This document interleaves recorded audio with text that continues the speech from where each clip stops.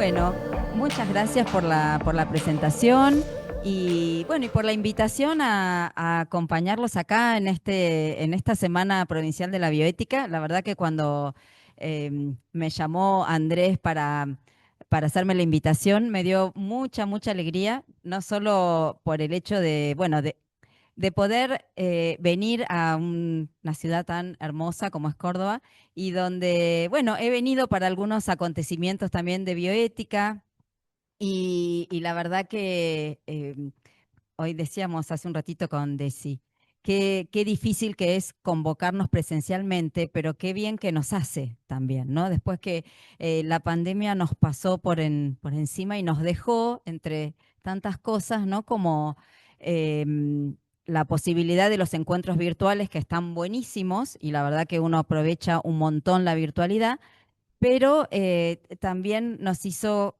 como replantearnos el tema de la presencialidad, que la necesitamos, pero también nos cuesta, ¿no? Porque al haber otras posibilidades y al tener tantas opciones de estar en los lugares, ¿no? Nos cuesta más la presencialidad. Así que quienes vinieron tienen un doble mérito, ¿no?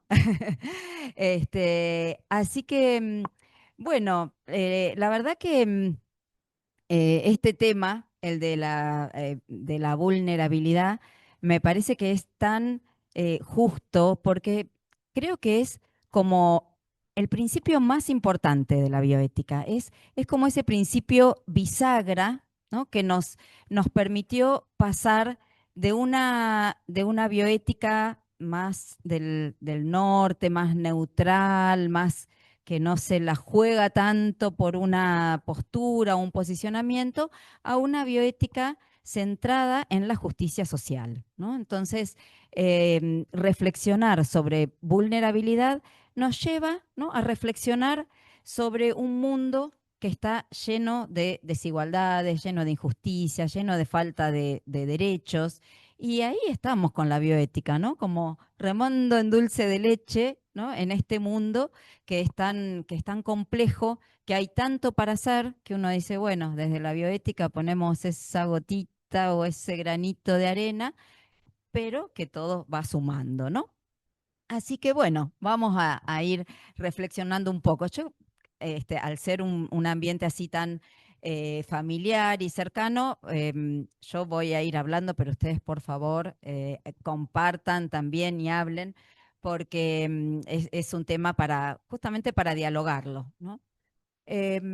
Bueno, como había empezado a decir, la vulnerabilidad tiene mucha relevancia y sobre todo a partir de la pandemia, o sea, durante la pandemia, nos dimos cuenta, ¿no? Por un lado, en pandemia la bioética se hizo famosa, ¿no? Porque todo el mundo hablaba de la ética, de cómo iban a decidir quién vivía y quién moría, quién usaba el respirador y quién no, y los comités de bioética, ¿no? Empezaron a estar en boca de la gente. Nos hicimos expertos también en vacunas, yo me di la china, vos te diste la rusa, ay, qué bien, y esto. Y en juzgar, ¿no? Los procedimientos de investigación, si estaban bien, si estaban mal, que la gente hablaba de la fase de la vacuna, que esas cosas nadie las hablaba, pero algo que se visibilizó especialmente en la pandemia fueron las desigualdades, fueron el hecho de que una enfermedad, ¿no? Como fue el COVID-19, no afectó de la misma manera a todos los grupos poblacionales, sino que había grupos que eran más afectados. De hecho, hubo que ver, bueno, mayores de 60 se vacunan primero, están más en riesgo, menores de 3 años, ¿no? Hubo que diferenciar grupos que para los cuales el COVID podía ser mortal, ¿no? De quienes por ahí lo podían pasar como cualquier otra enfermedad, ¿no? Entonces, se puso también se hizo como visible que esos grupos que estaban como más posibles de sufrir más daños con una enfermedad, no tenían solo que ver con la edad sino que tenían que ver también con grupos sociales que tenían alguna desventaja. ¿no? Entonces, desde la falta de alimentación, la falta de acceso a agua, la falta de acceso a ambientes, ¿no? Porque el hecho de convivir muchas personas en un mismo ambiente hacía que fuera más peligroso, ¿no? Entonces, nos visibilizó las desigualdades en cuanto a los contextos sociales, políticos, económicos existentes en nuestro entorno que afectaban, ¿no? Especialmente se vieron mayor afectados por una enfermedad, como por un virus. Em, entonces, la bioética tuvo mucho que decir durante la pandemia. Por eso decía, mucha gente empezó a escuchar lo que decían los bioeticistas. Éramos invitados en los programas, en las radios, y bueno, era como que era una voz que tenía algo que decir, además de, obviamente, profesiones como la medicina, la enfermería, la psicología, que estaban también ahí, digamos, aportando desde sus conocimientos. Y, y esto nos lleva a pensar, ¿no? Que la bioética requiere este enfoque más crítico, ¿no? De las cuestiones sociales, porque no podemos quedarnos solamente, ¿no? En las cuestiones biológicas o en cuestiones dilemáticas que las resolvemos siempre de la misma manera, sino que las variables que tienen que ver más con lo social, con lo contextual, con lo político, con lo económico, son fundamentales. Por eso el concepto de vulnerabilidad, ¿no? Viene como anillo al dedo para pensar estas cosas, porque vulnerabilidad, aunque ahora vamos a ver, lo podemos definir de muchísimas maneras, nos lleva directamente, ¿no? Al concepto de justicia social. Bien, yo sé que ustedes ya saben mucho de bioética, pero bueno, como yo no sabía bien qué público iba a ver, preparé también un poco una cuestión histórica, ¿no? De la bioética muy breve, como para poder contextualizar por qué es importante la vulnerabilidad y también porque desde sus inicios en la bioética la vulnerabilidad estuvo presente, ¿sí? Así que bueno, vamos a recorrer muy brevemente esto. Porque cuando surge la bioética en los años 70, ¿no? Surge, ¿no? Así como esa plantita, como algo nuevo que crece, que primero es una plantita muy chiquita y hoy podríamos decir que tenemos bosques, ¿no? Que por lo menos son un poco más conocidos y más visibles.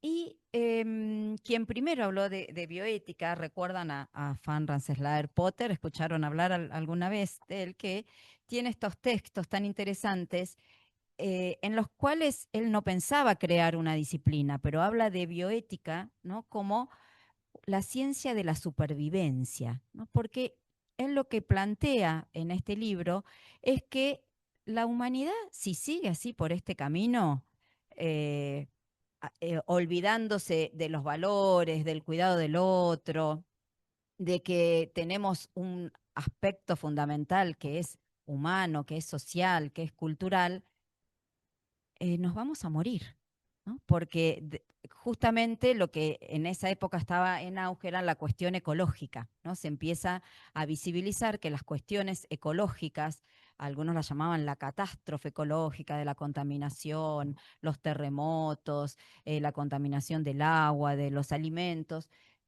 todos esos fenómenos no son naturales puramente, sino que son fenómenos que tienen que ver con el accionar humano en la naturaleza, ¿no? En la sociedad.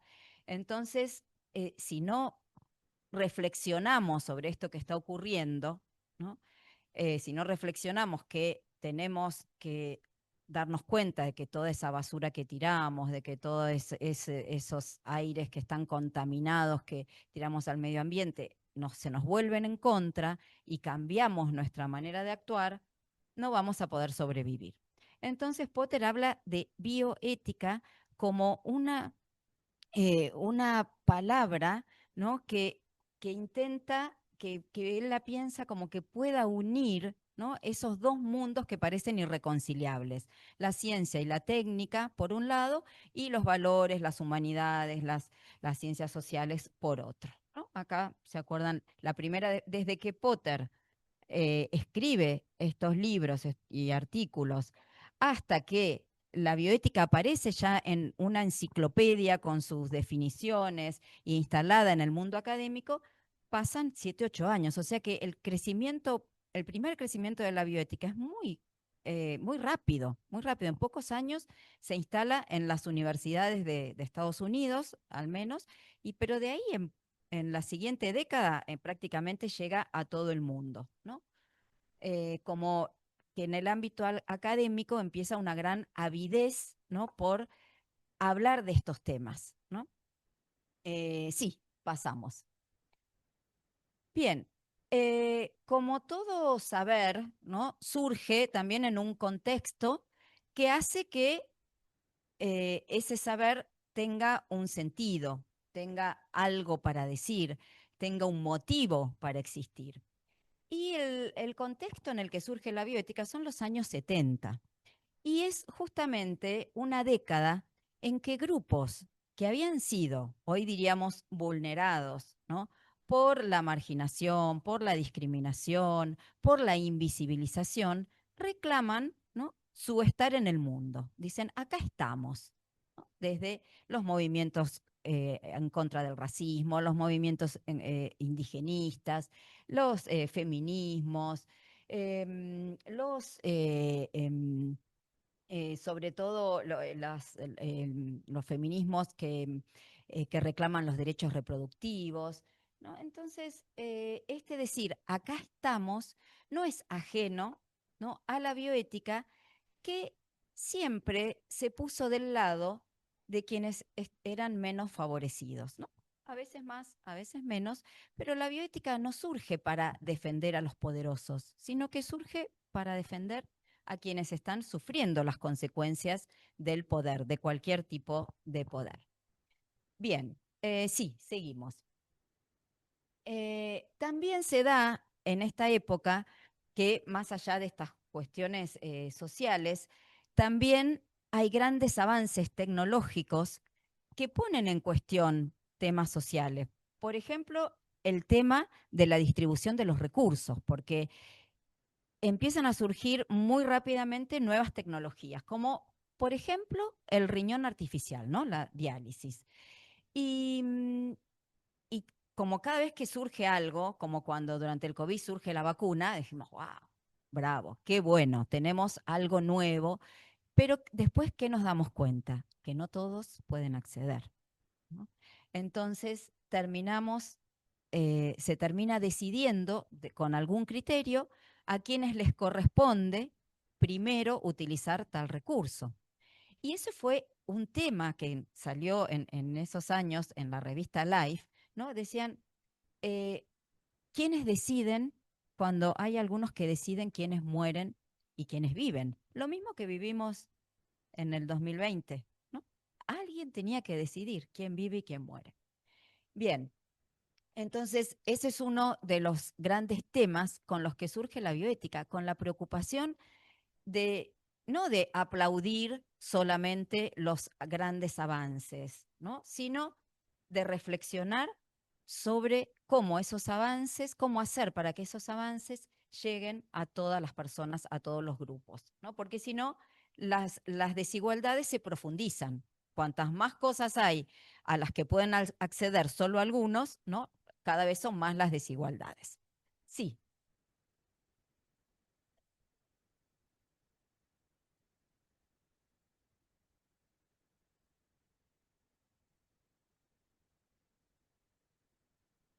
la tecnología igual siempre es muy necesaria.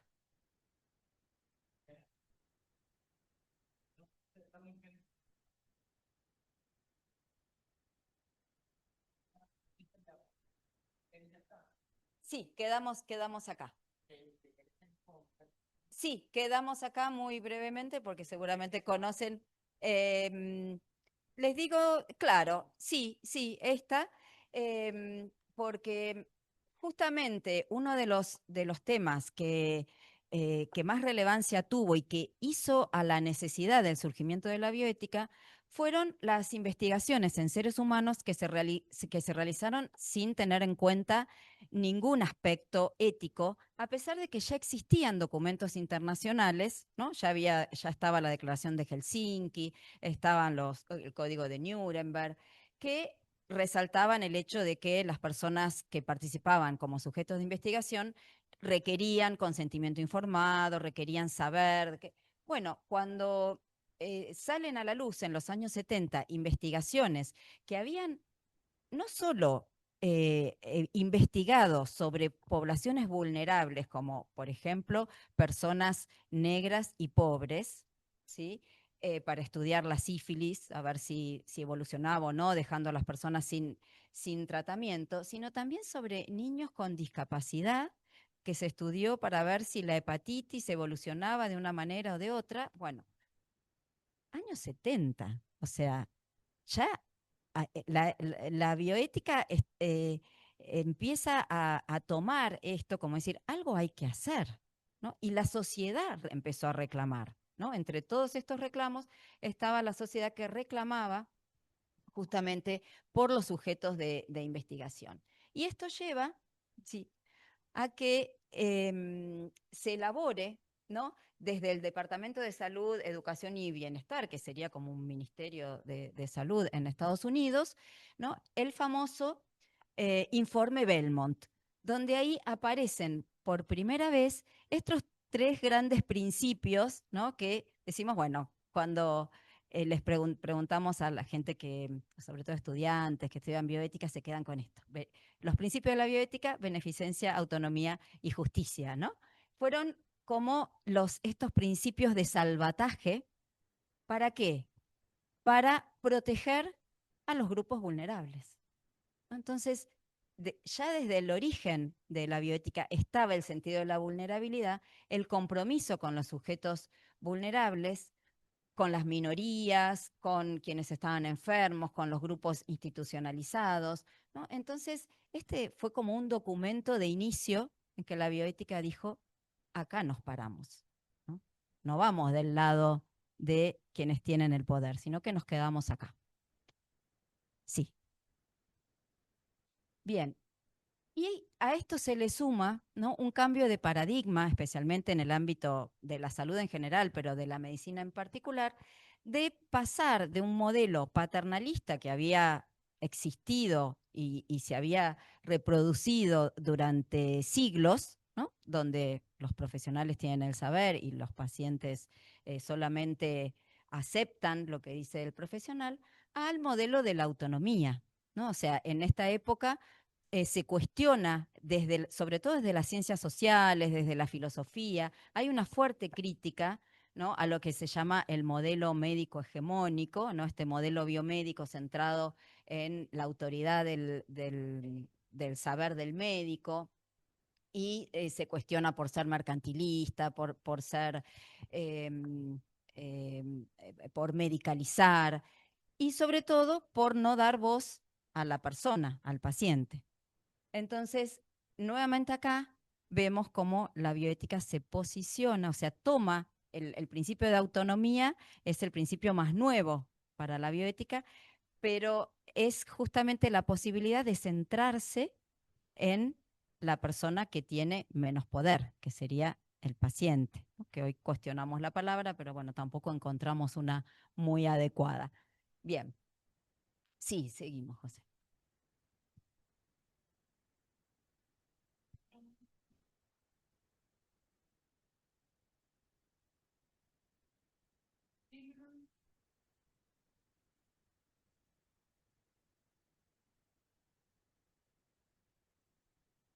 Bien.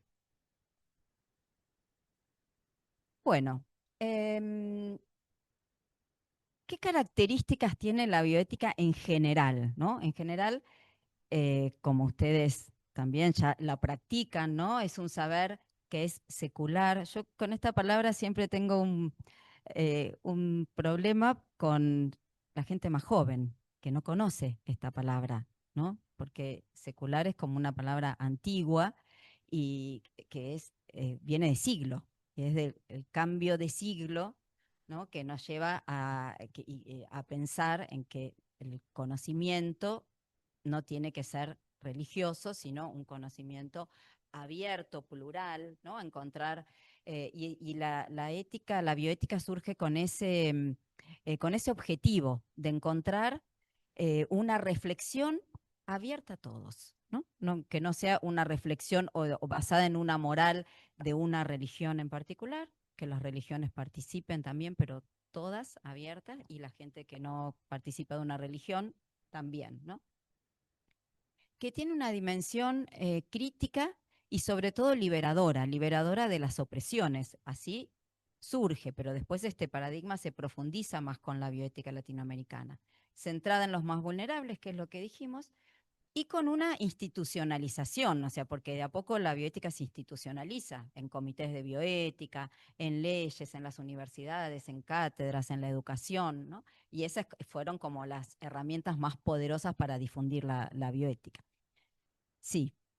Bien, y acá sobre todo quería llegar porque estamos en esta semana que celebra los 20 años de esta declaración, que es un documento de identidad fundamental para nuestra bioética, para la bioética latinoamericana, que justamente, ¿no? Más allá de que la bioética siempre había estado centrada en quienes son más vulnerables, en quienes no tienen el poder, es la bioética latinoamericana la que va a centrar todas sus reflexiones, ¿no? En una mirada más social y no tan clínica. ¿No? No por desmerecer la bioética clínica, que sigue siendo fundamental, pero es como que la bioética se abre a un montón de otros problemas que, no, que por ahí desembocan a veces en la clínica, pero que requieren, ¿no? Una mirada que es social, que es cultural, que es política, que es económica. Y este documento del año 2005 habla abiertamente de principios que no estuvieron presentes en los primeros principios de la América, de la bioética del norte, ¿no? Sí, seguimos. Y entre estos principios va a aparecer como uno de los más importantes la vulnerabilidad, que en realidad todos los demás principios, o sea, lo primero que va a decir la declaración, que el primer principio es la dignidad, o sea, entender que todas las personas tienen dignidad por ser personas. ¿Y eso ya a qué nos lleva? A los derechos humanos, ¿no? El primer derecho humano, 1948, fue que todas las personas son iguales en dignidad. Y esto que parece tan sencillo, no lo es. A veces en las clases, eh, un debate que aparece muy frecuentemente es, ¿tenemos que atender a un violador? ¿A un asesino? Yo no quiero, lo dicen abiertamente. Yo no lo voy a hacer. Por mí que se muera. ¿No? Lo dicen, y lo expresan, ¿no? Y entonces ahí es donde se pone en juego, ¿no? El hecho de pensar que las personas, más allá de lo que hayan hecho, merecen el cuidado, merecen la atención, ¿no? Y eso es muy difícil de entender, porque eso requiere también cierta virtud de los profesionales, ¿no? Poder pensar eso. Eh, entonces, muchas veces confunden, es muy común, sobre todo en estudiantes muy jóvenes, el hecho de la objeción de conciencia. Yo uso mi objeción de conciencia, no me lo permite. Y no es eso.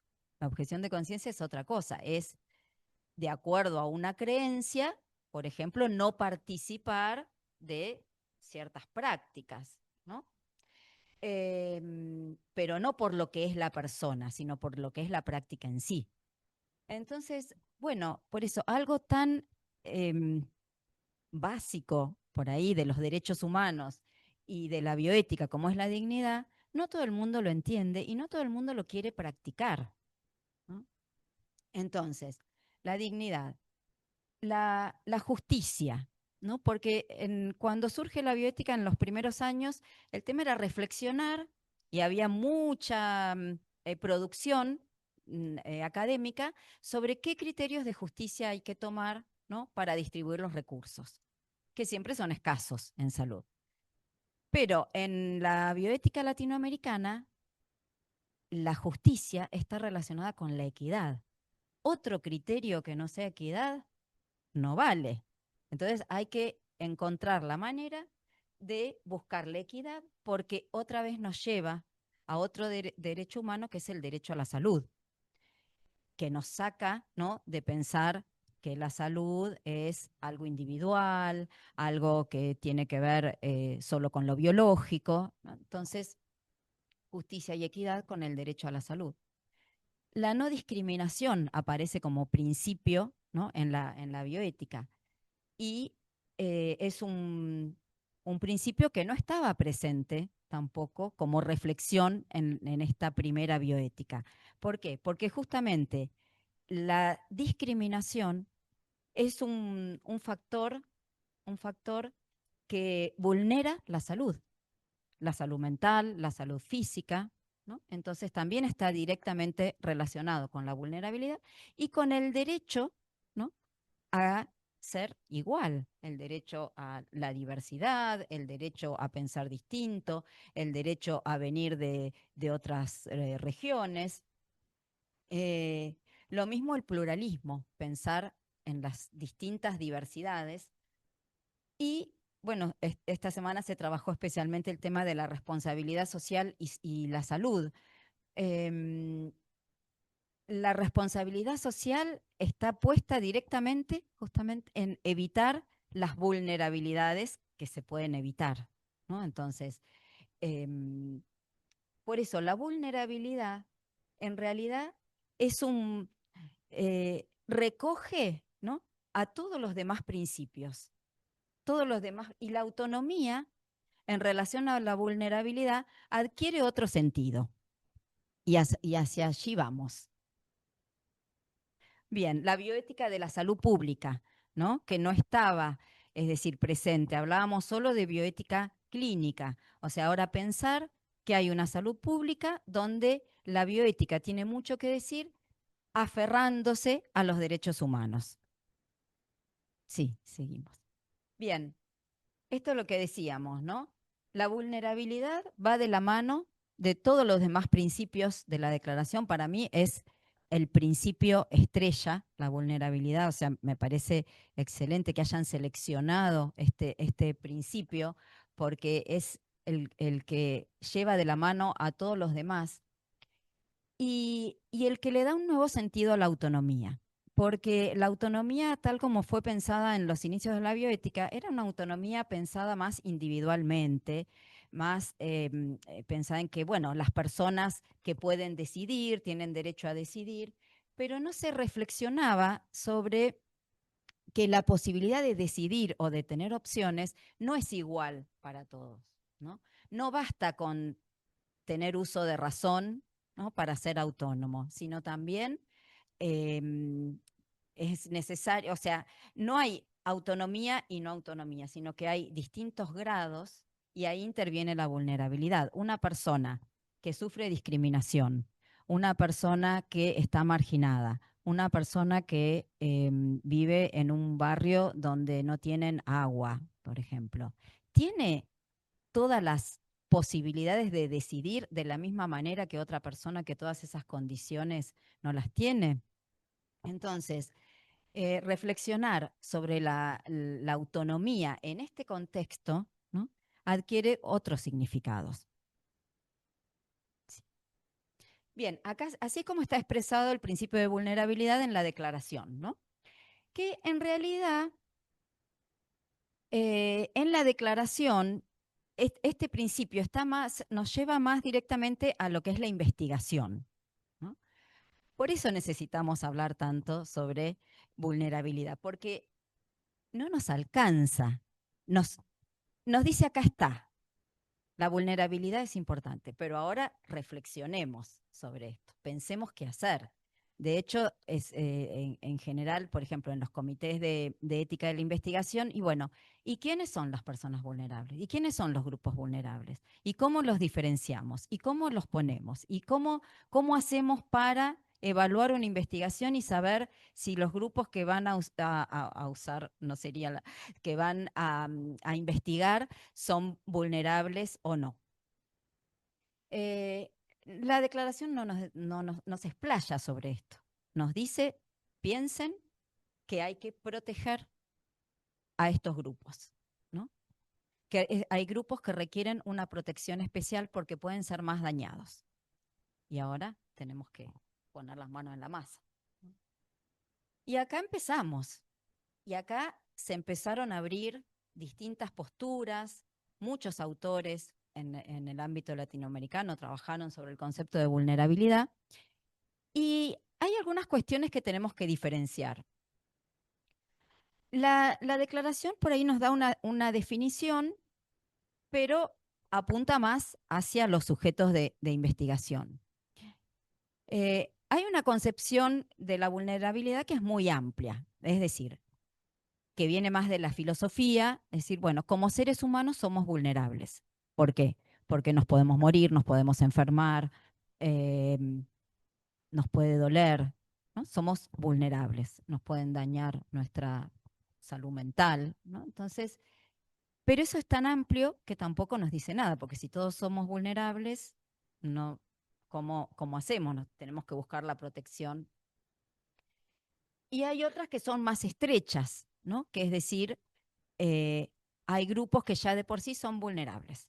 No sé, como pasó con el COVID. Los mayores de 60 son vulnerables. Bien. Pero eso es por un lado estrecho, pero por otro lado tampoco nos dice mucho, porque había personas de 60 que estaban en contextos más favorables, con, digamos, todas sus necesidades básicas, buena alimentación, buena vivienda, no tenían tanto problema como otros de 60 sin estas condiciones, ¿no? Entonces, bien.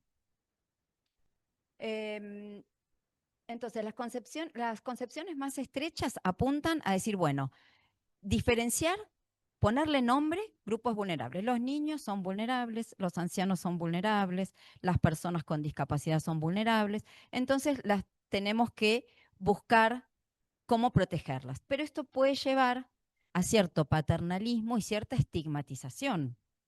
O sea, porque si decimos, bueno, personas con discapacidad, hay muchísimas formas de discapacidad.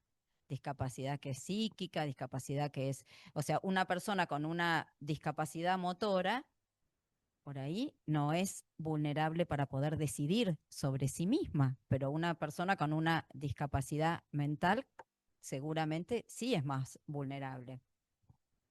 Entonces, bueno, estas concepciones estrechas de ponerle el rótulo, ponerle el nombre, tampoco nos ayudan demasiado, ¿no? O nos encorsetan un poco. Las concepciones amplias, en cambio, nos llevan a pensar las cuestiones estructurales, sociales, económicas, culturales, que llevan a que haya grupos que tengan ciertas vulnerabilidades. Entonces nos abre más posibilidades de reflexión, pero también nos complejiza a la hora de pensar, por ejemplo, cuestiones de investigación. ¿Sí? Seguimos. Entonces, también hay quienes diferencian una concepción ontológica, es decir, alguien es vulnerable, entonces alguien que tiene una discapacidad es vulnerable. Entonces, esa sería una concepción ontológica. Los niños son vulnerables. Y una concepción socialmente situada, ¿no? Es decir, la concepción de vulnerabilidad que tiene que ver con el ambiente social, con el contexto, ¿no? Y cómo ese contexto hace que esos grupos podrían no ser vulnerables, ¿no? Es decir, algo se puede hacer. La concepción ontológica parece como que no nos permite salir, o sea, ese grupo es vulnerable y ya está. En cambio, la concepción socialmente situada nos permite pensar que se puede hacer algo para que esos grupos no sean vulnerables, ¿no? Pensarlo más dinámicamente. Bien, y también hay quienes distinguen entre la vulnerabilidad permanente, que no quiere decir que no sea reversible, ¿no? Volvemos a lo mismo, al ejemplo de una discapacidad. Alguien que nació ya con una discapacidad, bueno, ya entonces es vulnerable y es más difícil de pensar, ¿no?, que no pueda ser dañado. El tema es el siguiente, que sí, podemos reconocer que hay una vulnerabilidad permanente, pero si esa persona o ese grupo eh, ya tiene, o sea, ya tiene al alcance en su sociedad derechos que se han reconocido, ¿no? Por ejemplo, no sé, un subsidio a las personas con determinada discapacidad para que puedan, no sé, tener una vida un poco más digna. Entonces ahí se trata de solventar, ¿no?, de ese daño que ya la persona tiene por sí misma. Pero si además ese derecho que está conquistado no se garantiza, no se garantiza, o sea, viene la política, saca el subsidio, es como un poco lo que se está viviendo actualmente, ¿no? Entonces, es como que tras llovido mojado, o sea, sobre ese derecho que se debería reconocer y no se reconoce y se pisotea y se dice que no lo debe tener, entonces la vulnerabilidad es doble, es por la situación y aparte por el no reconocimiento de ese derecho, ¿no? Y ahí nos vamos, eso nos va llevando a la postura más de la bioética con los derechos humanos, es decir, poder reflexionar sobre esos derechos que ya están reconocidos pero que no están siendo garantizados. Porque derechos humanos reconocidos tenemos un montón y en nuestra Constitución otro tanto. El tema es que acá viene la intervención social y política, que hay que garantizarlos. Entonces, no garantizar los derechos que ya están reconocidos es una nueva vulneración. Y sí,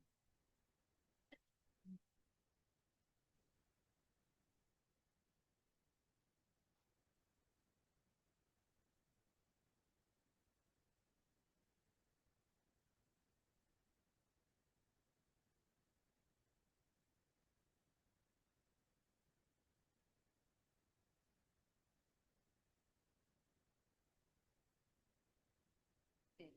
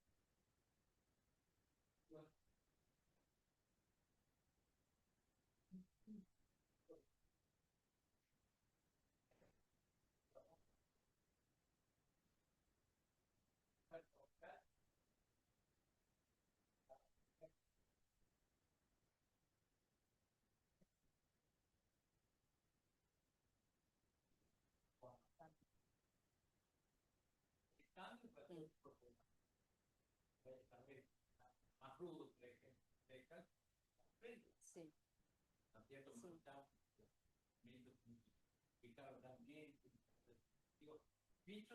Es muy complejo. Sí, es que es así. Sí, sí. Sí, sí, es complejo y la verdad no tengo la respuesta, porque es justamente el debate que se da en los comités de bioética y sobre todo en los comités de ética de la investigación, porque como tampoco tenemos leyes muy específicas sobre investigación, no desconozco la ley de investigación de Córdoba. ¿Tienen alguna ley provincial? Bien, porque en Buenos Aires se reformó el año pasado o el anteaño y no habla de vulnerabilidad, o sea, no define vulnerabilidad. Y sin embargo, en los dictámenes hay que tenerlo en cuenta. Entonces, a veces, como vos decías, hay grupos que se pueden ofender porque se los considera vulnerables y a veces uno no sabe qué herramientas poner para proteger más, ¿no? Algo que, por ejemplo, en la experiencia, por ejemplo, del trabajo del comité en la universidad, donde hay muchos proyectos en los cuales los sujetos de investigación son los estudiantes, ¿no? O es muy común que sean empleados de instituciones públicas o pacientes. Son las investigaciones sociales más comunes que hay, ¿no? Con grupos de estudiantes o grupos de pacientes o grupos de empleados de una institución. Bueno, ahí se usa una categoría que se desprende de la vulnerabilidad, que es la de grupo subordinado, ¿sí? Entonces, las investigaciones que son, y eso está, está por ejemplo, en la ley provincial allá en Buenos Aires, y me parece que a nivel nacional, ¿no? En algunas reglamentaciones del ministerio, también en las pautas SIOMS aparece que las personas que están en ese lugar, ¿no? de subordinación tienen que tener como mayores resguardos. Por ejemplo, si se va a trabajar con estudiantes, eh, el profesor o la profesora de esos estudiantes no debería ser quien les toma la encuesta. ¿Por qué? Porque los está condicionando. O sea, si yo tengo una población, son como poblaciones que terminan siendo cautivas y vulneradas, ¿no? En esa subordinación. Porque, ¿cómo no le voy a contestar la encuesta a la profe? Porque después vas a ver que yo no le contesté. No, ¿cómo no le voy a contestar la encuesta al doc? ¿No? Si me pidió y yo después voy sin turno. Claro, claro. Sí, los pacientes son todavía más cautivos que los estudiantes, porque los estudiantes en general son poblaciones grandes. El paciente es individual, ¿no? Entonces, viene a la consulta, ay, ya que estás, no me respondes esta encuesta o no podés participar de tal cosa, ¿no? Entonces, y es un compromiso muy difícil de salir. Y eso es re común y es algo que no quiere decir que no se pueda hacer, pero tiene que estar en el consentimiento informado, tiene que estar bien expresado, por ejemplo, de que esa persona no va a sufrir ningún daño si no participa de la investigación, ¿no? Y que tiene todo el derecho, y eso hay que aclarárselo. Pero así todo es difícil que la persona no sienta el compromiso de participar para quedar bien con el profesor, con el médico, o con el director del hospital. A veces son investigaciones, otra población vulnerable en el sentido de subordinación son los empleados de una institución pública, ¿no? Privada también, las instituciones privadas también, pero en las instituciones públicas, ¿no? Donde puede haber también información que circula, este participó, este no participó, le renovamos el cargo, no le renovamos, es complejo, ¿no? Eh, Así que bueno, es algo que está en permanente debate. Eh, la vulnerabilidad contingente, ¿no? Es esa vulnerabilidad que pensamos en sentido dinámico y que tiene que ver con factores que podrían revertirse. Por ejemplo, la discriminación. O sea, la vulnerabilidad producida por la discriminación no debería existir. Existe, pero no debería existir. Y eso es un proceso muy largo, porque ¿cómo hacemos para acabar con la discriminación? De todo tipo, racial, étnica, de género, ¿cómo hacemos? ¿No? Uno puede, sí, hablar, dialogar, tener las leyes, pero después en la práctica la discriminación está, ¿no? No se atiende a tal persona porque son migrantes, porque vienen no, que vamos a estar gastando nuestros recursos para ellos, no. Y así. Entonces, yo creo que la bioética tiene como dos frentes, ¿no? Por un lado, es esto de la ética de la investigación y poder definir y proteger especialmente esos sujetos, y un objetivo que es mucho más amplio, que es trabajar sobre esas vulnerabilidades contingentes que todavía hoy existen y que requieren de acciones más amplias, que tienen que ver con desde modificar leyes hasta transformar la sociedad. O sea, son objetivos muy amplios a largo plazo. Sí. Bueno,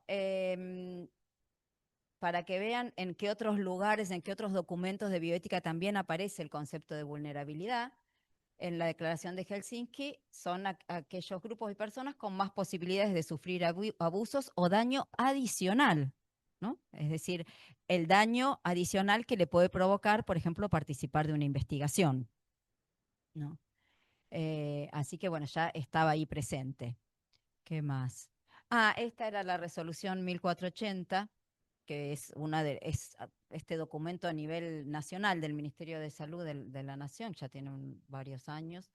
Eh, el deber de los investigadores de identificar a aquellas personas o grupos en situación de vulnerabilidad, siempre aparece esta palabra, de darles una protección especial. Pero no nos dicen cómo, no nos dicen cómo. Entonces hay que ver la manera de cómo proteger. Una es esta que decíamos, bueno, si son estudiantes de un profesor, que se las tome otro profesor. Si son pacientes de una clínica, que no sea el médico que atiende a esos pacientes, sino que sea otro. Bueno, esas serían como medidas de protección especial, ¿no? Para sujetos, para no vulnerar más a las personas. Sí. Bueno, esto es un poco lo que decía José. Autores que trabajaron en el ámbito latinoamericano el concepto de vulnerabilidad. Bueno, Florencia Luna, una genia, claro. La verdad que ella abrió, ¿no? Como este diálogo sobre la vulnerabilidad para todo el mundo, para la gente, ¿no? Porque poniendo esta metáfora ella dice que la vulnerabilidad no es un concepto estático, ¿no? No es que alguien es vulnerable por esta cosa o esta persona es vulnerable por otra cosa, sino que existen capas de vulnerabilidad y que las personas dinámicamente van atravesando distintas capas, porque si decimos, todas las mujeres son vulnerables por ser mujer, y sí, pero la mujer que tiene un cargo alto, ¿no? Y tiene poder, y tiene educación, y no sufre violencia, ¿no? Bueno, puede tener, sí, alguna vulnerabilidad relativa o sea, al género puede tener, pero no es lo mismo que la mujer que es migrante, que es pobre, que no tiene educación, ¿no? Y que además tiene una enfermedad crónica, ¿no? Entonces, ahí hay como muchas capas que hay que tener en cuenta, ¿no? Entonces, cuantos más capas las personas o grupos tienen, más difícil, ¿no? Salir de ese lugar y mayor protección requieren. Después, bueno, Volney Garrafa y Francisco Scrum con su bioética de protección van en el mismo sentido, es decir, ellos tienen una visión más macro, más política, más social, es decir, apuntan a que la bioética son como verdaderos representantes de la mirada latinoamericana de la bioética, de ir hacia hacia la justicia social, hacia la protección de los grupos, de las personas, a superar las desigualdades. Y después Jan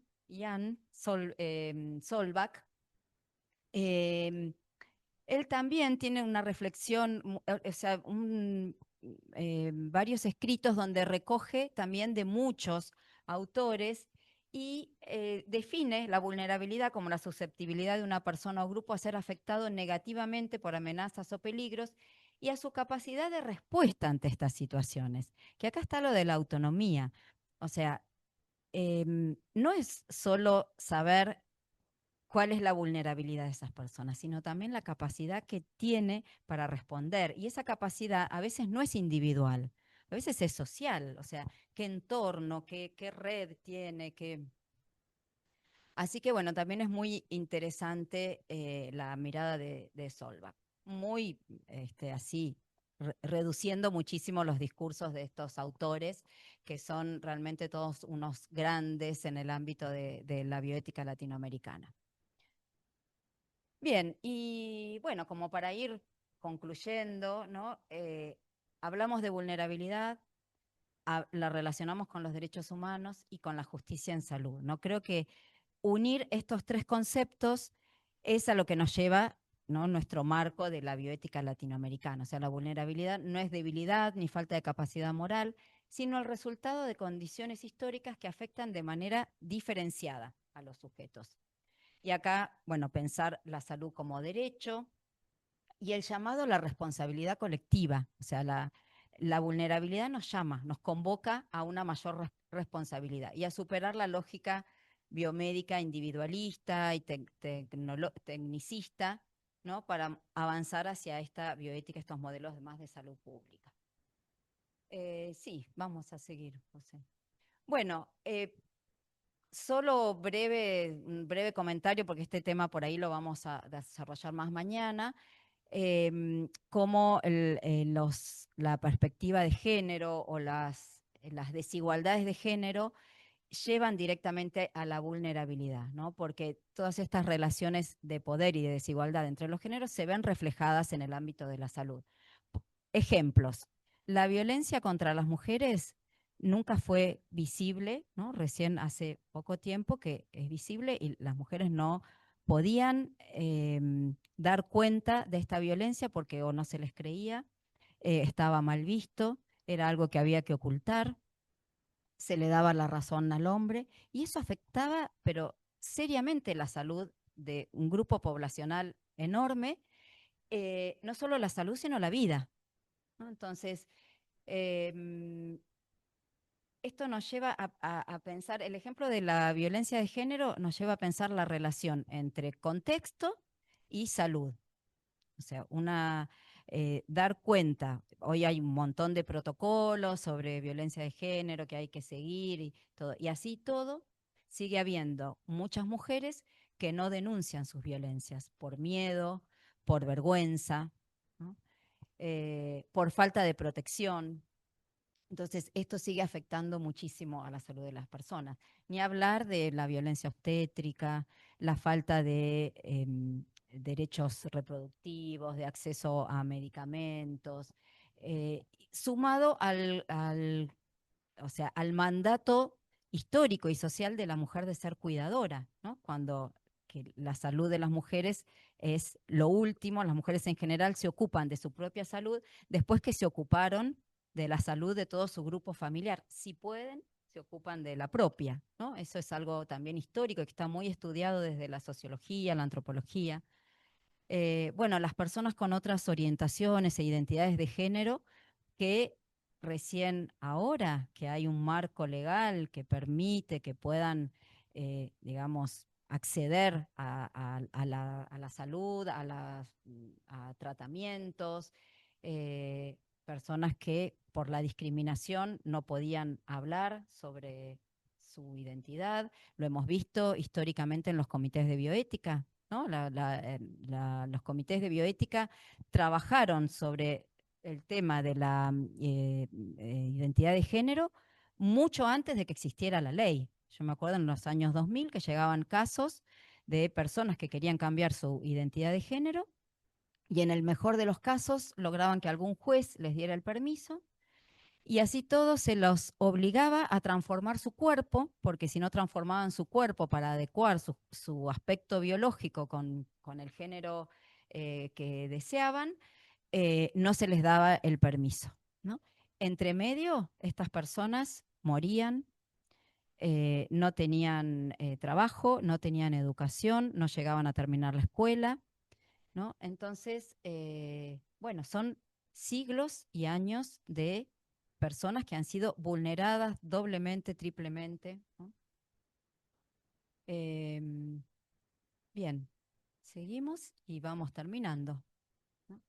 Bueno, una autora, Judith Butler, que trabaja específicamente el tema de la vulnerabilidad de género, ¿no? Que ella habla de que justamente la vulnerabilidad no se distribuye igualmente, ¿no? Que hay grupos y personas, no habla de formas diferenciales de distribución de la vulnerabilidad.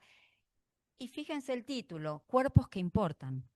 O sea, históricamente hubo cuerpos que importaron más que otros y cuerpos que no importaban para nada. Todos los que hemos mencionado. Y seguimos.